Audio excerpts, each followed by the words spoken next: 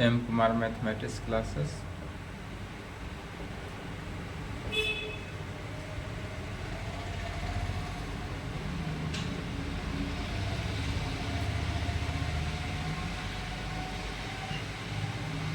Season 21 से 24, paper 7, group B, attraction and potential.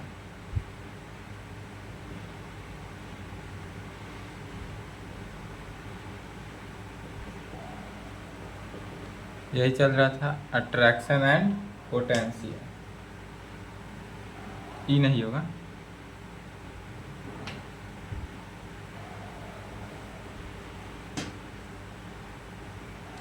Attraction and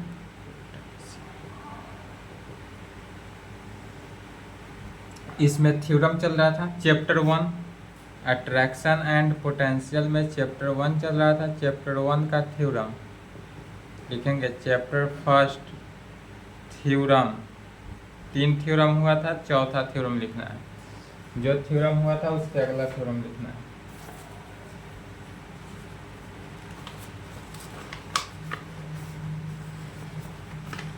find the potential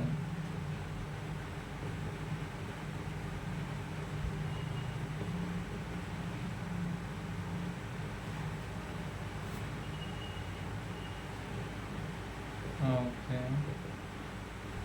Thin uniform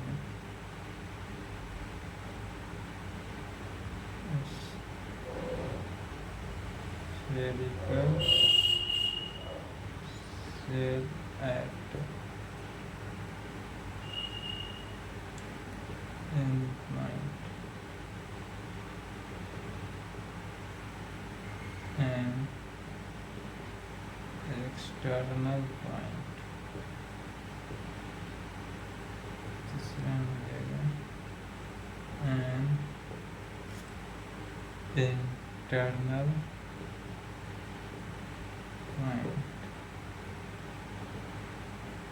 du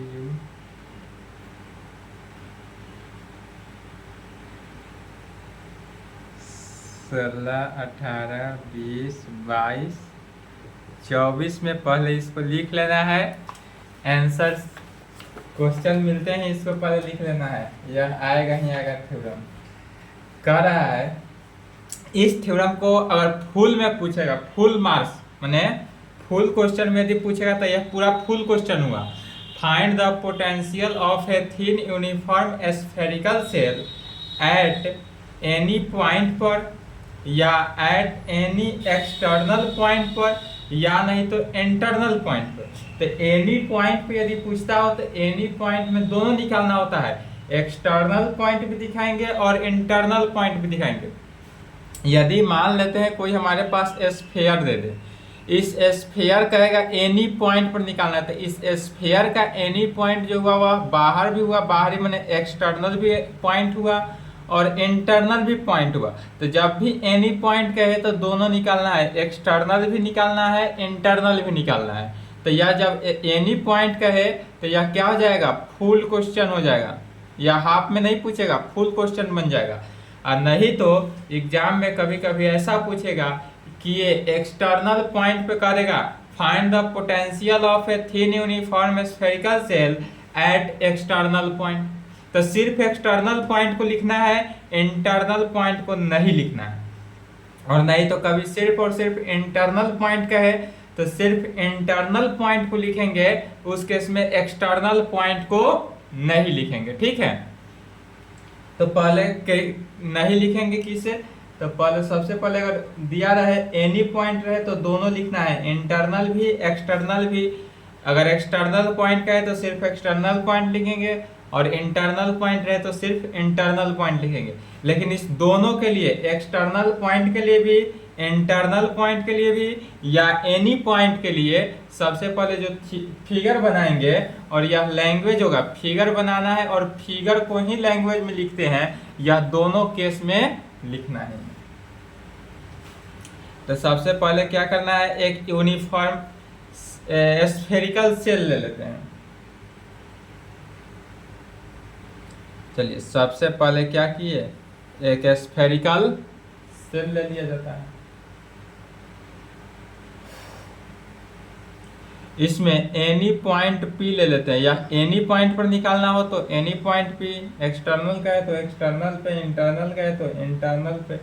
यहाँ से जो कि इस स्फीयर को बीचों बीच निकलता हुआ यह एनी पॉइंट पी ले लिया गया।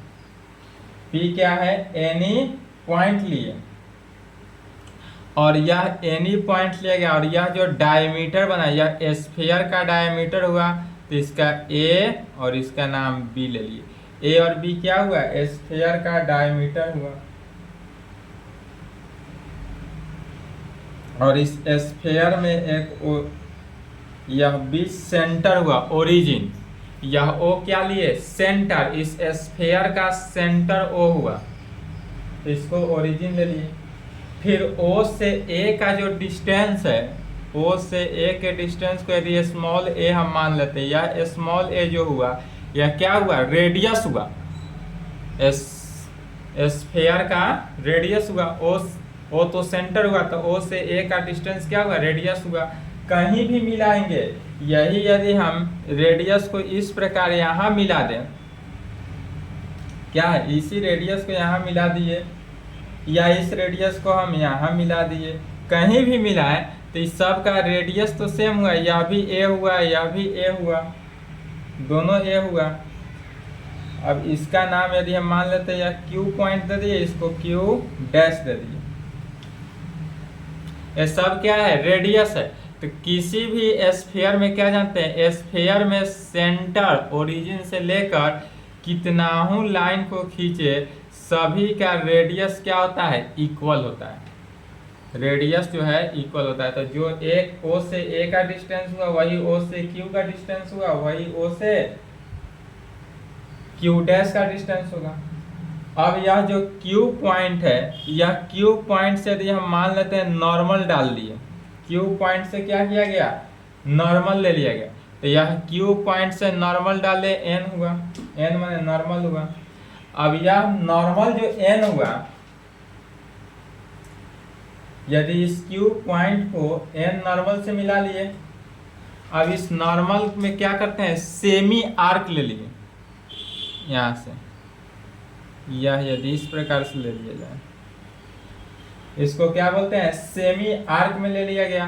तो यह क्यू पॉइंट से जो सेमी आर्क आया, इसको Q1 लिख सकते हैं। क्यू पॉइंट से सेमी आर्क कहाँ पर आया, Q1। अब ओ से, ओ क्या है, सेंटर है, तो सेंटर से यदि हम P जो है एनी पॉइंट है, एनी पॉइंट का डिस्टेंस को स्मॉल c से मान लेते हैं, या सेंटर से P के बीच का डिस्टेंस जो हुआ वह c मान लिए। फिर जब यहाँ से सेंटर से ए का डिस्टेंस यदि रेडियस a है, तो यहाँ सेंटर से B का भी डिस्टेंस जो होगा वह भी सेम होगा, a ही होगा। तो सेंटर से B का जो डिस्टेंस हुआ वह भी कितना होगा, a ही होगा।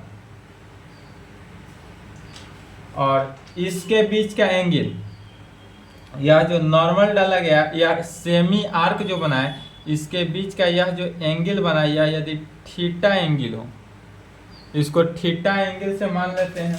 यह जो एंगल बना यह कितना, थीटा एंगल से।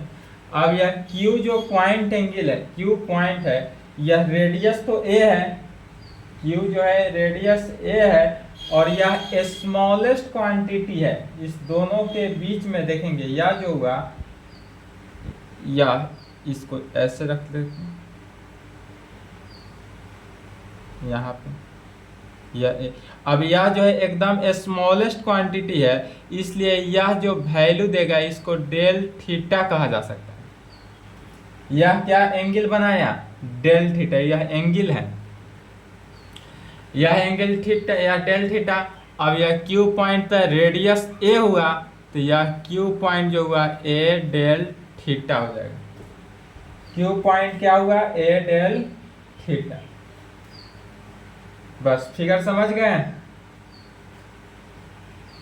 फिगर को कैसे बनाया गया, अब यह जो फिगर बनाया है इसी फिगर को लिखना है, ठीक है, पहले इसी फिगर को लिखना है। यदि एक्सटर्नल पॉइंट पे भी कहे तो भी, या इंटरनल पॉइंट पे कहे तो भी, या एनी पॉइंट पे कहे तो भी, सर्वप्रथम इस फिगर को बना लेना है, उसके बाद आगे बढ़ जाना है।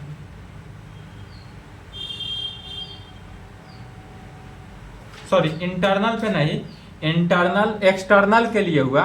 इंटरनल जब होगा तो फिगर चेंज हो जाएगा। यह जो पी पॉइंट है वह स्फेयर के अंदर हो जाएगा। स्फेरिकल जो सेल है, यह लिए क्या है, स्फेरिकल सेल, तो इस स्फेरिकल सेल के अंदर पॉइंट पी हो जाएगा, क्योंकि इंटरनल कहेगा तो। और एक्सटर्नल के लिए हुआ, यहाँ एनी पॉइंट है तो एनी के लिए लिखेंगे। और दोनों के लिए, एक्सटर्नल रहे इंटरनल रहे कुछ भी रहे, फिगर ये भी बनाएंगे। इंटरनल में भी यह फिगर पहले बनाएंगे, उसके बाद ही इंटरनल का फिगर बनाएंगे। और जो अब लैंग्वेज लिखेंगे, यही जो फिगर बनाए हैं इसी को अब लैंग्वेज में लिख देना है। तो फिगर समझ के खुद से लैंग्वेज लिख सकते हैं एग्जाम में। लैंग्वेज ऐसा नहीं है थोड़ा मोड़ा आपसे उल्टा हो जाए, उल्टा सीधा, उससे कोई दिक्कत एग्जाम में नहीं पड़ता है। सेम लैंग्वेज लिखना जरूरी नहीं है, आगे पीछे हो गया तो कोई दिक्कत नहीं है, लेकिन फिगर सही बन जाना चाहिए। अगर ये भी नहीं होता है तो रट जाइए, बट रटना बेहतर नहीं है। तो यहाँ पर लिखेंगे, लेट, साथ साथ लिखते चले, ओ बी द सेंटर, जो अभी समझाए फिगर में उसी को लिखा जा रहा है। यहाँ पर क्या माने थे, तो ओ जो है वह सेंटर माने थे, तब O A is equal to O B is equal to A. O A का भी डिस्टेंस है, ओ बी का भी डिस्टेंस ए ही हुआ, और ओ क्यू का डिस्टेंस भी ए हुआ। ओ क्यू का डिस्टेंस भी सभी का ए ही होगा। और यह है क्या, तो बी द रेडियस, और यह जो है रेडियस है, that is b the,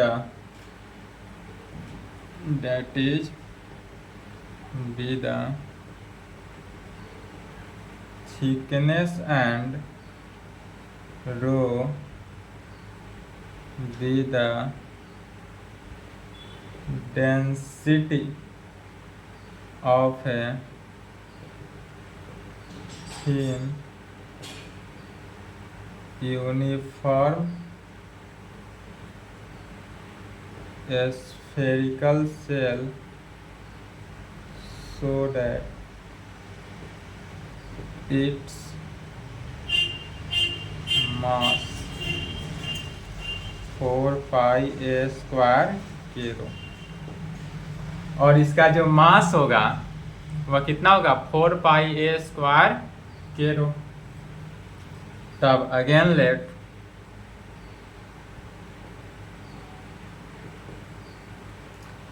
P be the point at distance OP is equal to C। और इसके आगे क्या माने हैं, तो P जो यह माना गया है, यह P क्या है, पॉइंट है, और यह पॉइंट डिस्टेंस कितना है, OP is equal to small c में from centre of, from centre of spherical shell, center of a spherical cell we have to find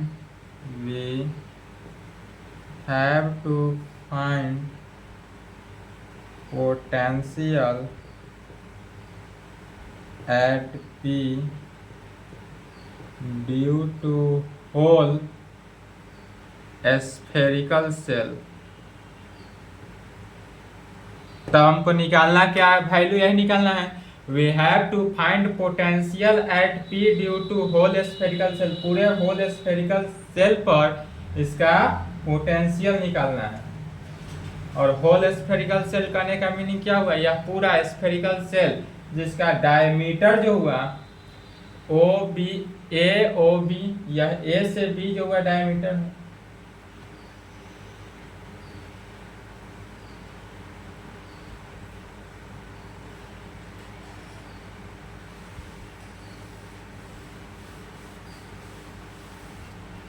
इसलिए क्या कहेंगे, The spherical cell is the spherical cell is हमारे पास जो spherical cell हुआ वह generate करेगा, तो the spherical cell is generated by revolution of semi arc. और यह जो है रेवोल्यूशन करता है, यह जो हमारा स्फेरिकल सेल है, यह स्फेरिकल सेल क्या कर रहा है, सेमी आर्क में रिवॉल्व कर रहा है। यदि कोई, या तो 3D पिक्चर का सिंबल है, ऐसे तो बताया नहीं जा सकता। यदि मान लेते हैं कोई स्फेरिकल सेल हो, डेट इज गोला हो, स्फेरिकल सेल, उसको कितने भागों में रिवॉल्व कर सकते हैं?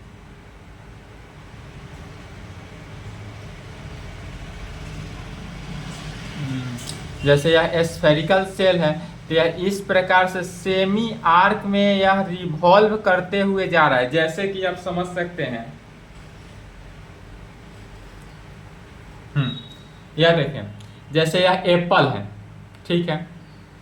इस एप्पल को जब हम रिवॉल्व करेंगे, जब इसको छीलेंगे, तो यह एप्पल को कैसे रिवॉल्व, इस तरह से गोला होते होते यह जाएगा इस प्रकार से।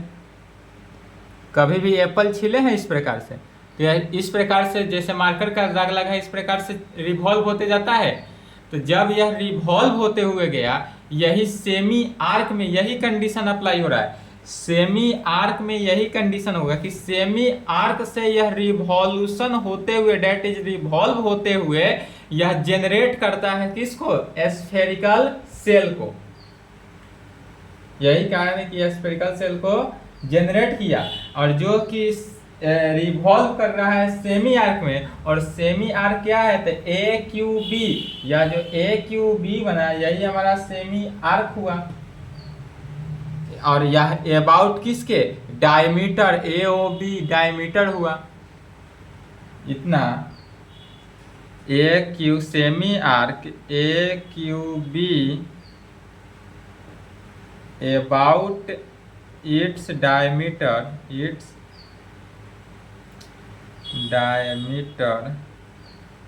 ए ओ बी जो होगा हमारे पास डायमीटर हुआ, इसी डायमीटर पर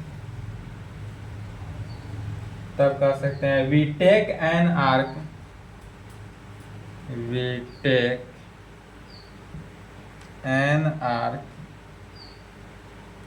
Q dash, we take an arc. यदि अब हम एन आर्क ले लेते हैं, क्यू डैश, या Q1 हुआ या Q डैश हुआ, तो क्यू डैश जो हुआ आर्क, यह ए del theta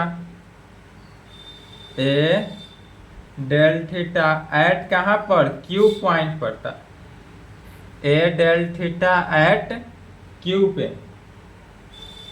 where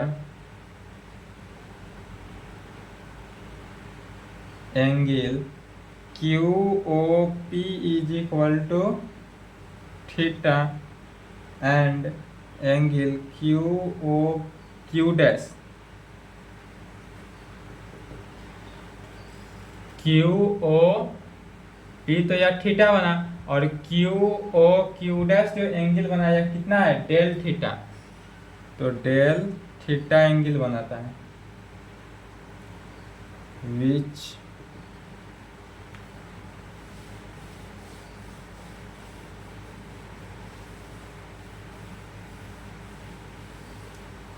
del theta which when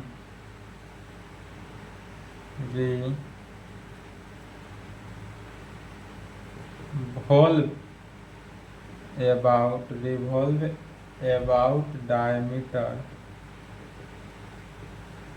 AOB from a circular strip Q1, और यह सर्कुलर स्ट्रिप हो गया Q1 में, ऑफ रेडियस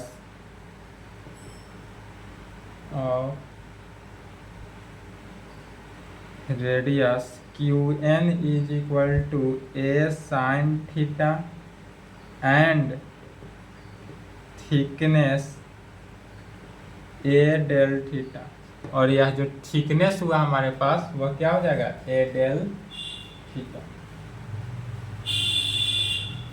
इसलिए कहेंगे नाउ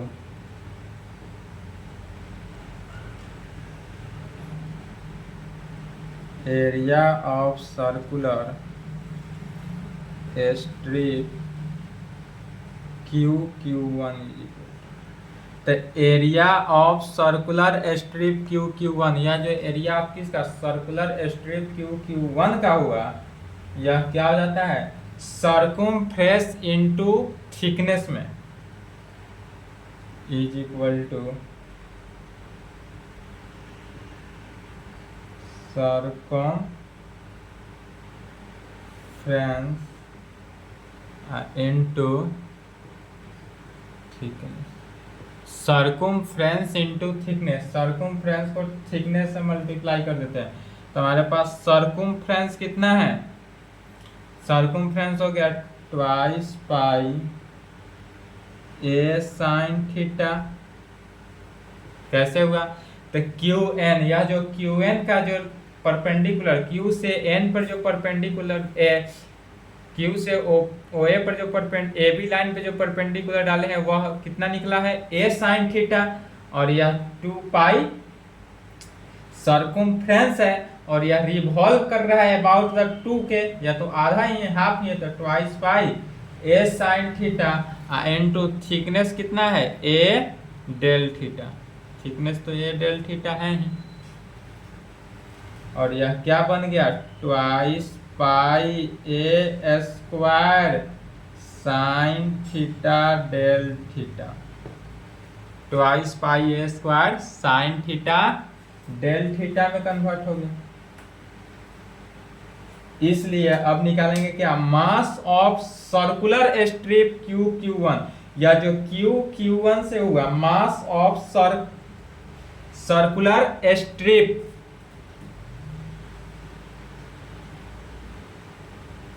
अभी निकला है area of circular strip, circular strip का एरिया निकल चुका, अब मास निकालना है।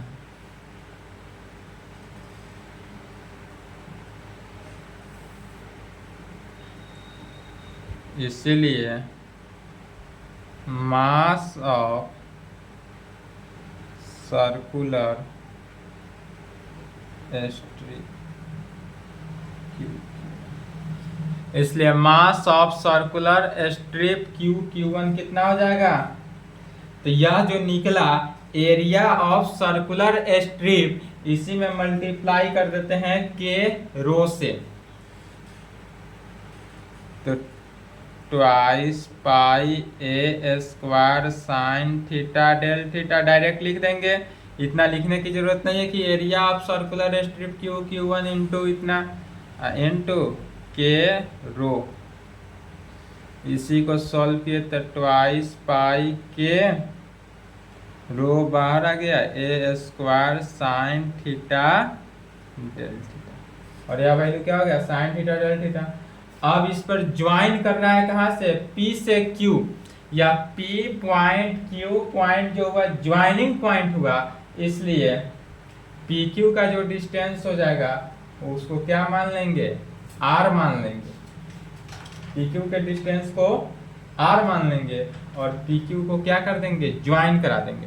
तब यहाँ से यहाँ को ज्वाइन करा देते हैं, P को Q से ज्वाइन कर, फिगर में ज्वाइन कर लेंगे।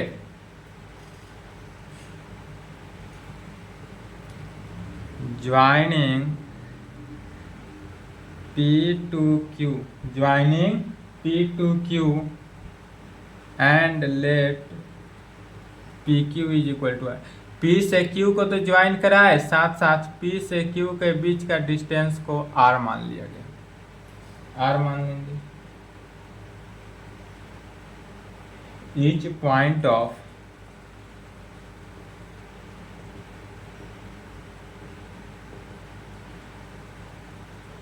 Circular strip, each point of circular strip कौन सा, क्यू क्यू वन, या Q1 का सर्कुलर स्ट्रिप जो हुआ arc,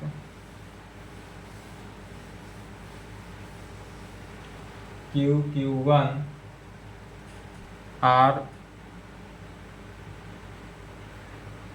eight point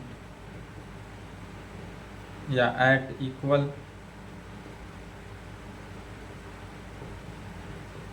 distance R from point, और यह किस पॉइंट से होगा? P point. इसलिए पोटेंशियल एट P, इसलिए potential at P due to circular strip Q1, इसलिए क्या कहेंगे?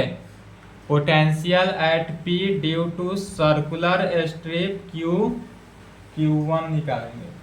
तो यह क्या हो जाता है? Gamma into is equal to gamma into mass of the strip Q1, gamma into mass of the strip Q1 divided by PQ में, और यहाँ पर क्या करते हैं? PQ से डिवाइड कर देते हैं, और मास ऑफ द स्ट्रिप Q1 निकला हुआ है, mass of the circular strip Q1, इसी को रख देना है, is equal to gamma into mass कितना निकला? ट्वाइस पाई के rho a square sine theta del theta divided by किस में? PQ में,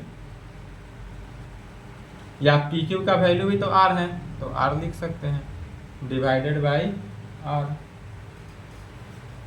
इसी को कह सकते हैं is equal to twice pi gamma के रो ए स्क्वायर, सब कांस्टेंट बनकर बाहर हो गया, बचा क्या? Sine theta del theta by R, sine theta del theta by R, इसको इक्वेशन 1 मान लेते हैं। अब यहाँ तक आने के बाद इक्वेशन 1, अब फिर देखेंगे ट्रायंगल POQ में, या तो एंगल POQ बनाया, POQ जिसका एंगल थीटा है, तो इसी ट्रायंगल से अब देखते हैं।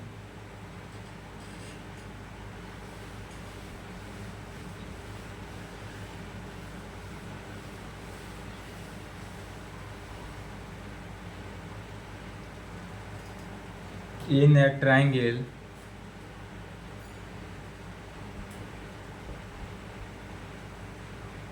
कौन सा? POQ। अब POQ है, Q1 नहीं है, Q। यदि POQ ट्रायंगल को देखते हैं बाई किससे? Cosine formula, by cosine, POQ by cosine formula. तो कोसाइन फॉर्मूला में क्या जानते हैं? Cos theta is equal to, triangle को देखना है ध्यान से, POQ एंगल थीटा, यह जो बनाया एंगल कौन सा? थीटा एंगल बनाता है। तो कोसाइन फॉर्मूला को जब यूज किए तो यहां से देखना है, पहले OQ को जोड़ना है, तो OQ square plus OP square minus PQ square divided by twice OQ into OP।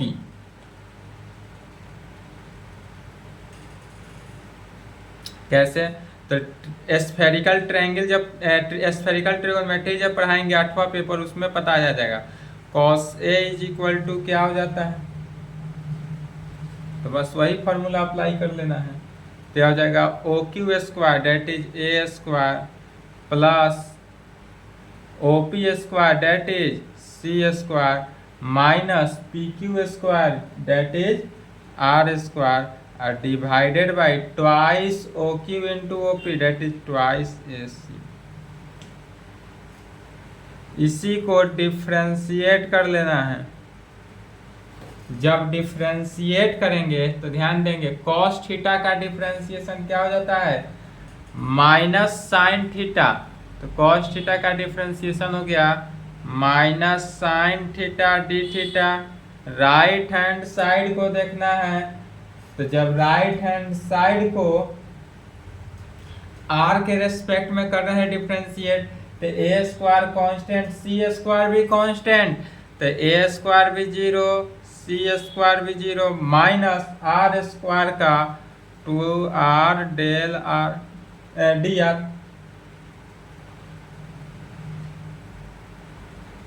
Del theta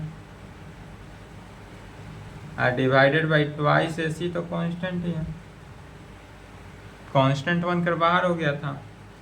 तो 2 से 2 कैंसिल, बचा क्या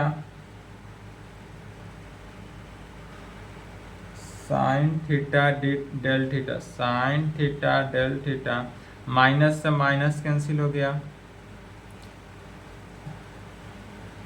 are del R divided by a c, R del R divided by a c. अब इस value को यहाँ से sine theta del theta का वैल्यू, तो साइन थीटा डेल थीटा का वैल्यू इक्वेशन 1 में पुट कर देना है। इसलिए क्या निकलेगा, potential at P due to circular strip. जब इक्वेशन 1 में पुट करेंगे तो कहेंगे we put this value in first। यदि इसको इक्वेशन फर्स्ट में हम पुट कर देते हैं तब potential at P due to circular strip, circular strip किस में, Q1 is equal to twice pi gamma के rho a square into sine theta del theta का वैल्यू यहाँ से, तो R del R divided by a c, divided में तो R है ही, तो इंटू आर, आर से आर कैंसिल आउट, आर से आर कैंसिल हुआ तो बचा क्या हमारे पास, तो यह जो वैल्यू बचा यह बचा 2 पाई गामा के रो ए स्क्वायर, या ए से ए को कैंसिल हो गया है तो ए बचा divided by C del R, C del R. इसलिए अब निकालेंगे potential at P due to whole spherical shell, या पूरे होल स्फेरिकल सेल, या जो स्फेरिकल सेल है उसका होल में निकालना था, होल स्फेरिकल सेल, तो कहेंगे इसलिए potential at P due to whole spherical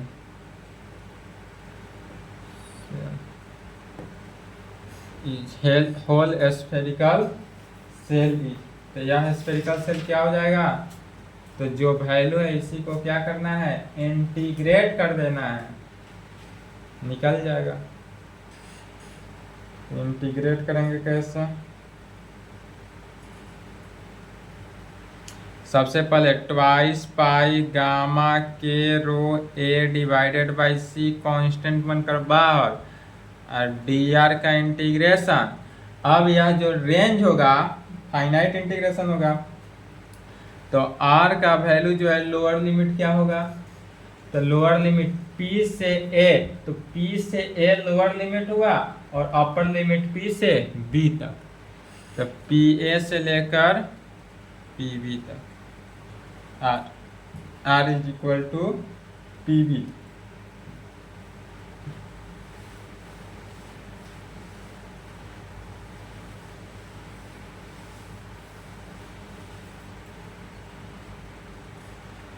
is equal to twice pi gamma के rho a divided by c into d R का इंटीग्रेशन तो आर हुआ पी ए से कहाँ तक पी बी तक, upper limit minus lower limit. अब upper limit क्या हुआ पी बी या माइनस लोअर लिमिट पी ए, तो P B minus P A हो जाएगा। इसको इक्वेशन 2 मान लेते हैं। और इक्वेशन 1 जो आया था उसको तो साइड में लिखे हुए हैं, इक्वेशन 2 आ गया, इसको भी साइड में लिख लेते हैं ताकि आगे यूज पड़ेगा। तो ट्वाइस पाई गामा के rho a divided by c into P B minus P A, इसको इक्वेशन 2 को भी साइड में। यह कार्य एनी पॉइंट हो या एक्सटर्नल पॉइंट हो या इंटरनल पॉइंट हो, सभी के लिए करना है, ठीक है। अब यहां से यदि एनी पॉइंट कहे तो एक्सटर्नल पॉइंट पे भी निकालना है, इंटरनल पॉइंट पे भी निकालना है।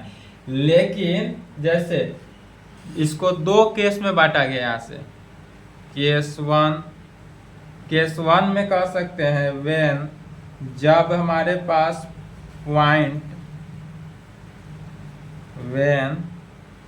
Point P is the external point, यदि पॉइंट P जो है कैसा हो एक्सटर्नल पॉइंट हो, तो अगर सिर्फ एक्सटर्नल पॉइंट दे तो भी इक्वेशन 2 तक लिखेंगे या फिगर बनाएंगे और उसके बाद सिर्फ एक्सटर्नल वाले टर्म को लिखना है। इंटरनल वाले जो केस 2 लिखेंगे, केस 2 में लिखेंगे इंटरनल के लिए, तो उसको छोड़ देना है। और यदि इंटरनल पॉइंट का है क्वेश्चन में कि इंटरनल पॉइंट को ही सिर्फ डिफाइन करना है, तो इक्वेशन 2 तक लिखना है, फिर एक्सटर्नल पॉइंट में डेट इज केस 1 जो लिखेंगे पूरा केस 1 को छोड़ देंगे, और केस 2 में व्हेन जब पॉइंट P जो होगा इंटरनल पॉइंट होगा उसको लिख देना है, ठीक है। तो बस यही अंतर करना है, बाद बाकी सब प्रोसेस क्या हुआ सेम होगा, समझ गए। तो चलिए इसको 2 केस में बांटे। पहला केस में जब पॉइंट P जो होगा एक्सटर्नल पॉइंट हुआ, तो एक्सटर्नल पॉइंट के केस में कहेंगे in this case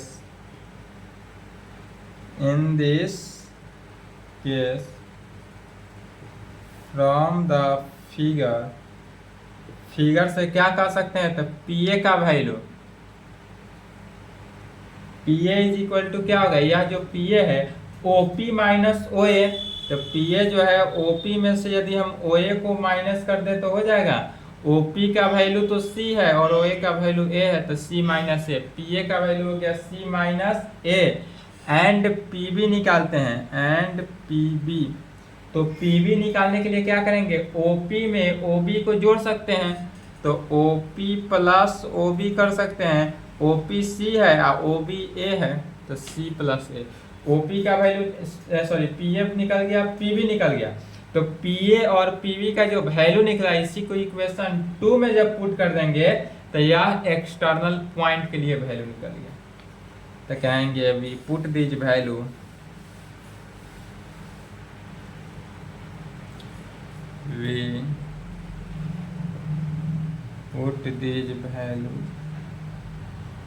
of PA and PB in 2 विकेट। यदि हम PA और PB का वैल्यू जो है इक्वेशन 2 में अगर हम पुट कर दे तो क्या रिजल्ट निकलता है, potential of A spherical shell,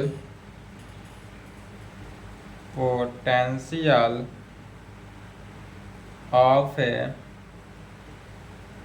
spherical cell, potential at a spherical cell at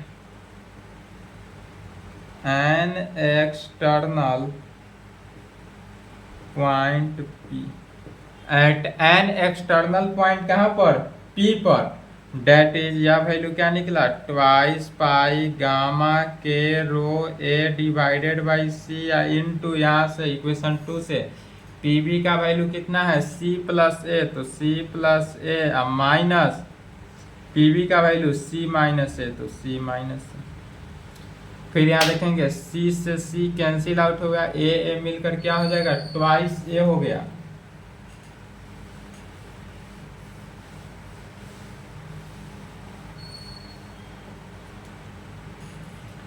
twice pi gamma के rho a divided by c into twice A.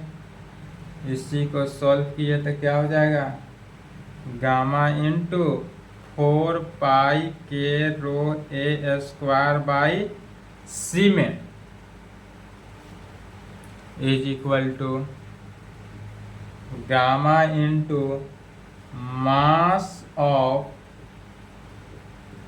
Spherical shell, mass of spherical shell divided by, यह जो है 4 पाई के rho a square जो हुआ वह क्या हुआ, मास ऑफ स्फेरिकल सेल हुआ, और डिवाइडेड बाई सी, सी जो है वह क्या है, तो सी का डिस्टेंस क्या हुआ, ओपी, तो डिवाइडेड बाई ओपी, और यही हमारा आंसर। यदि सिर्फ एक्सटर्नल पॉइंट पे कहता वैल्यू निकालना तो यहीं तक लिख के स्टॉप कर देते, कहाँ से, शुरू से लास्ट तक, शुरू से यहाँ तक लिखते। एनी पॉइंट कहे तो और आगे बढ़ना है, केस 2 भी लिखना है, एनी पॉइंट में दोनों आ गया, केस 1 भी आ गया, केस 2 भी आ गया। और एक्सटर्नल पॉइंट से पता तो यहीं तक लिख के क्लोज कर देते। लेकिन यदि इंटरनल पॉइंट कहे तो यह जो केस 1 लिखे हैं इस केस 1 को सिर्फ नहीं लिखना है, सिर्फ केस 1 को छोड़ देना है, और उसमें क्या लिखना है, केस 2 लिखेंगे। बस इतना ही, इतना को ध्यान में रखेंगे और आगे बढ़ते चले जाएंगे। केस 2 में क्या हो जाएगा, when point P due point P is the internal point, is the internal point. यदि पॉइंट P जो है वह क्या हो, इंटरनल पॉइंट हो तब।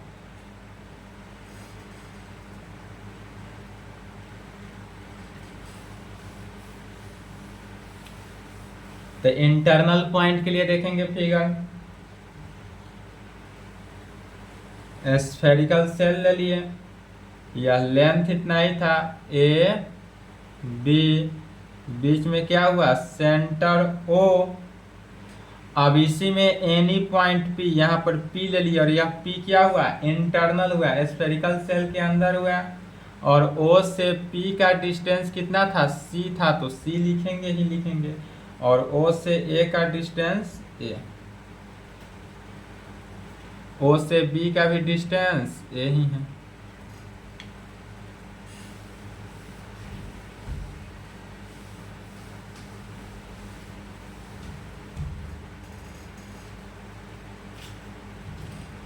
In this case,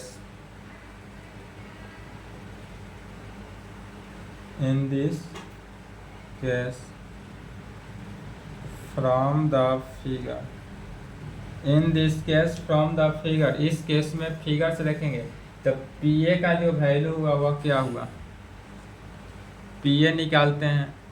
तो PA का जो वैल्यू हुआ, यह PA निकालने के लिए क्या करेंगे, OP में PA निकालने के लिए क्या करेंगे, OP प्लस OB, OP और OB को यदि हम ऐड कर दे, OP प्लस OB को ऐड कर दे तो PA निकल गया। OP कितना है, C है, OB कितना है, A है, तो C प्लस है, इसमें उल्टा हो गया। एंड PB निकालेंगे तो PB निकालने के लिए या P से B निकालने के लिए क्या करेंगे, तो O से A इसमें से माइनस कर देंगे OP, OA minus OP, OA में से OP को यदि हम माइनस कर दें तो वह कितना निकल जाएगा, PB।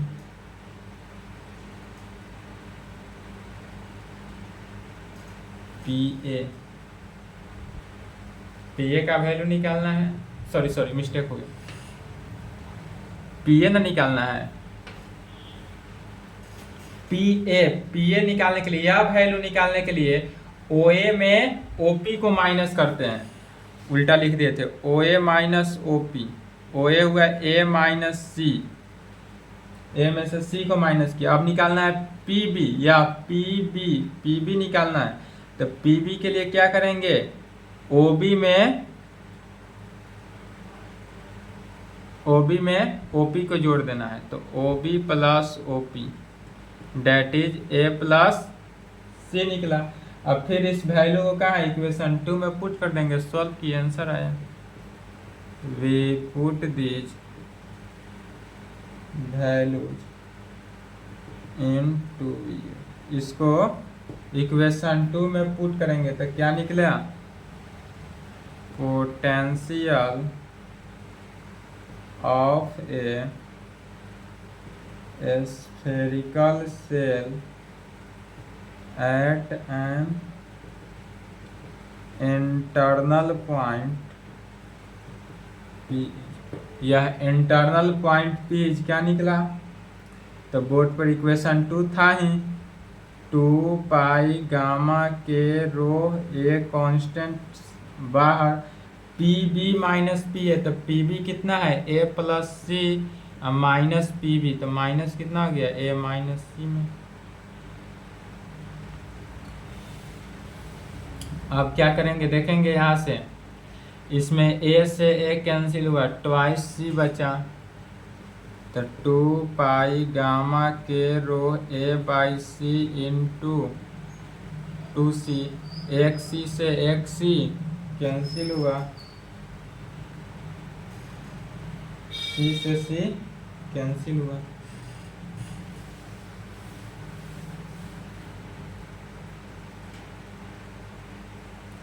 टू पाई गामा के रो ए, 2 से 2 को मल्टीप्लाई किए तो 4 हो जाएगा।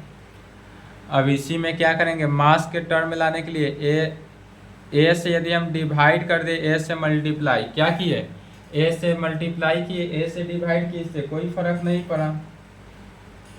और गामा को हम बाहर कर लेते, तो गामा बाहर हो गया, तो 4 पाई के रो ए स्क्वायर बाई ए के टर्म में लिख सकते हैं, फिर गामा इंटू 4 पाई के रो ए स्क्वायर जो हुआ, यह क्या वैल्यू देता है, मास ऑफ स्फेरिकल सेल, तो यह हुआ मास ऑफ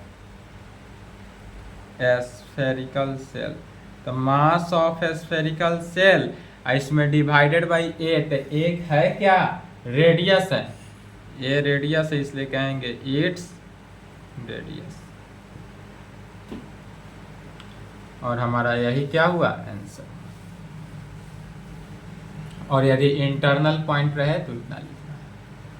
ठीक है, यहाँ तक कंप्लीट करेंगे, इसके आगे प्रॉब्लम।